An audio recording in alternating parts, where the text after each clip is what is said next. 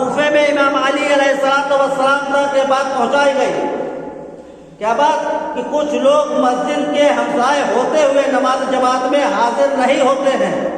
तो आपने फरमाया या तो वो लोग हमारे साथ नमाज जमात में शरीक हुआ करें या फिर हमसे परे हो जाए, यानी हमसे दूर हो जाए, हमारे करीब ना रहें। ना वो हमारे हमसाए हैं और ना हम उनके हमसाए हैं। क्या कहा इमाम ने?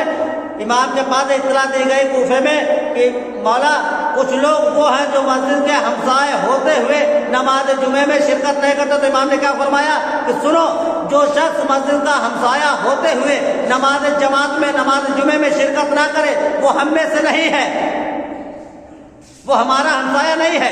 या तो उसके लिए जरूरी है, वाजिब है कि वो नमाज जुमे में शिरकत करे, या फिर वो हम में से नहीं है, हमारा हमसाया नहीं है और हम कभी भी उसकी शिफात नहीं करेंगे।